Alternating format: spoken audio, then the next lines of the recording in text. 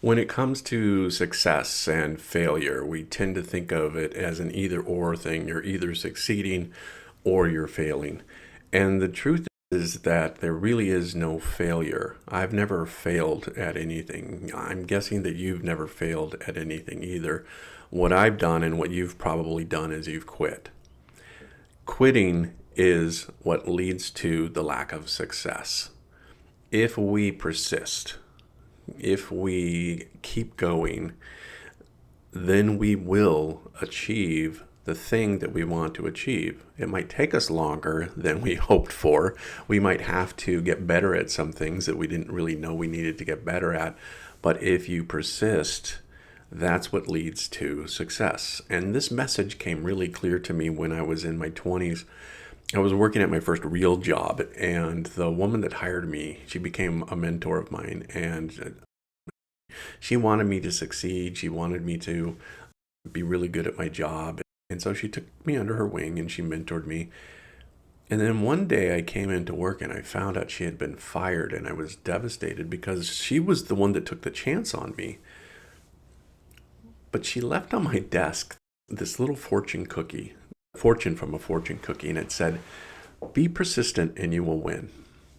And that message just stuck with me throughout the remainder of my life. Be persistent and you will win.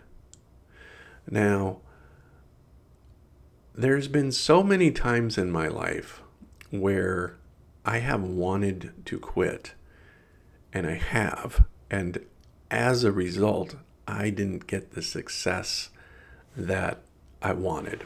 And so I thought of myself as a failure because one of the things that I believed, a limiting belief that I had growing up, was that things should be easy.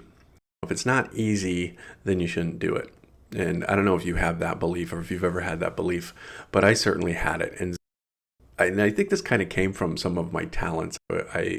What did come easy to me was art and drawing and that kind of thing. And so that was easy for me, and I got a lot of praise and accolades for the things that I would do. So anytime I would attempt something that wasn't easy, I would just quit. And as a result, I didn't succeed in a lot of things that I probably could have succeeded at had I just given it the time, the attention, the practice to actually get good at it. It reminds me of when I was in the 6th grade. Probably this is the first time that I ever really quit something. I was on a basketball team and I wasn't good. It wasn't coming easy. It was frustrating. I didn't want to do it anymore. And so I quit the team. And I just remember that moment in time where I quit.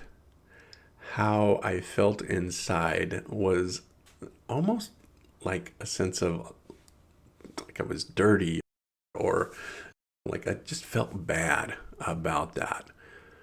But I was also relieved because then I didn't have to go to practice. And that sense of relief covered over that feeling of embarrassment or guilt about quitting. And I quit. And then that just started a pattern in my life. Anytime anything got hard, I would quit. I think I saw myself as a quitter. And because I saw myself as a quitter, because I had this limiting belief that said if it's not easy, you shouldn't do it, then what would happen is that I didn't have the kind of success in my life that I was looking for, because I would just quit anytime anything wasn't easy. There are these videos, I don't know, maybe you've seen them online, where there's a giant boulder. These things are like the sizes of a house, right? And there's this guy and he's standing there with a sledgehammer and he's smacking this boulder with the sledgehammer. He's got these little pins that are inserted into the boulder and he's hitting the pins, but every time he hits one of those pins, nothing happens. Nothing. Like maybe a little tiny dust will fly or something, but nothing's really going on. But he just keeps hitting these pins. He keeps persisting. And what's going on in the inside of this rock, even on the outside, nothing is looking like it's moving at all. On the inside, there's little micro fractures that are starting to happen. And then he hits it, and all of a sudden, this giant boulder just explodes in half.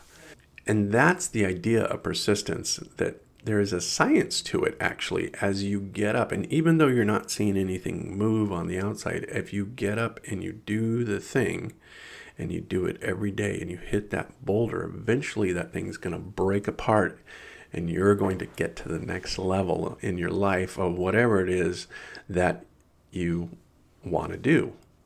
Now, you also need to have the thing that you want to do, your dream. It has to be big enough to carry you through those times where you want to give up. When I first decided to go back to school to become a therapist, I was 37, 38 years old.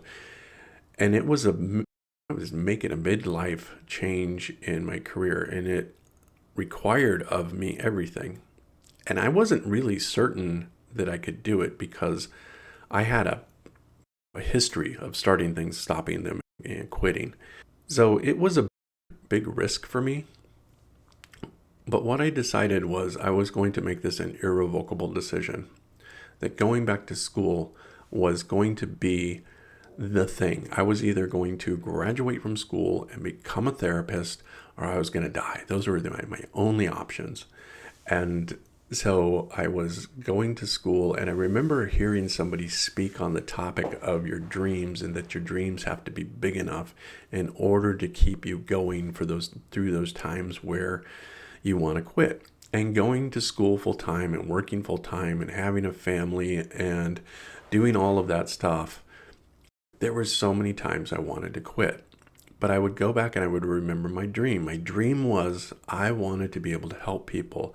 I wanted to have a career where I was helping people, and I also had the freedom to be able to set my own hours and to make the kind of income that was determined on what I put into it, not what somebody else decided that I was worth.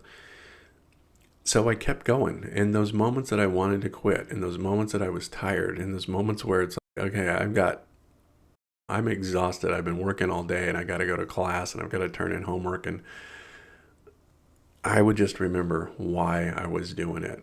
My dream was big enough to carry me through.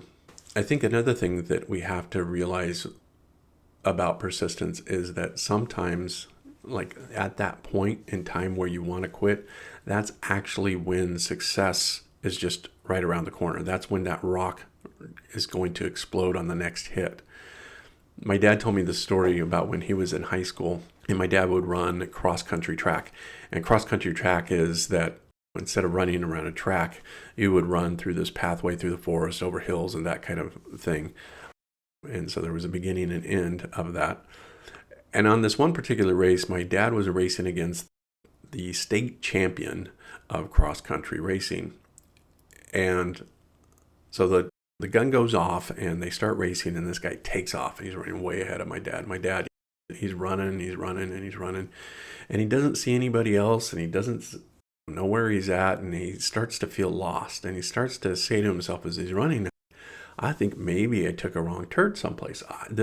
I'm feeling really lost here. This race seems to be going on a whole lot longer than I thought it should.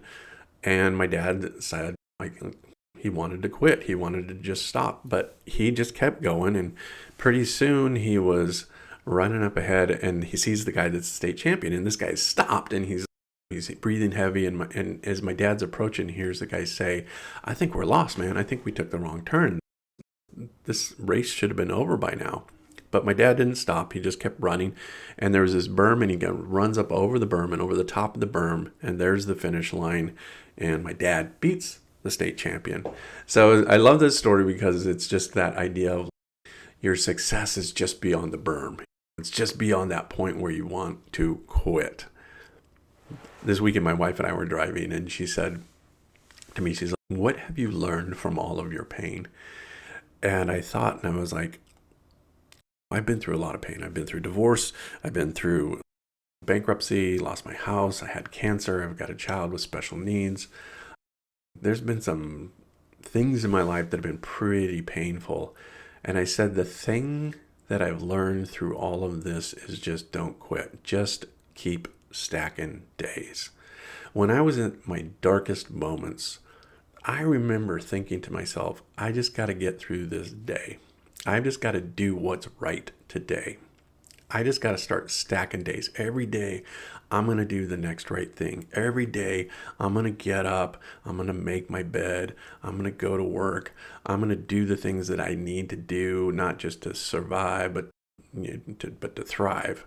Because if I can start doing this every day, if I can just start stacking these days, I believed that success would be on the other end of that. So through all of my pain, I realized that if I could just keep going, that I would eventually break through. And so I jokingly said to my wife, I said, I'm hard to kill. In fact, I'm going to get a tattoo that says HTK, hard to kill, because I've been through so much stuff, and I'm sure you've been through a lot of stuff too, but I just am not going to stop. I am going to persist, especially when things get difficult. Those are the times where we must continue to go so that we can break through, so that rock explodes open, so that we run off over the berm and there's the finish line. That if we can just keep going, if we persist, then we will win. Be persistent and you will win. If you made it this far in this video and you liked it and it meant something to you, do me a favor, like and subscribe. It'll only take a second to do it, and it really helps this channel grow into the algorithms and all that, and then that helps other people find these videos and hopefully inspires them in the way hopefully it inspired you. And in that way, you and I, we can start to change the world. I believe we can do it if we persist. Thanks so much for tuning in today. I'll see you next time.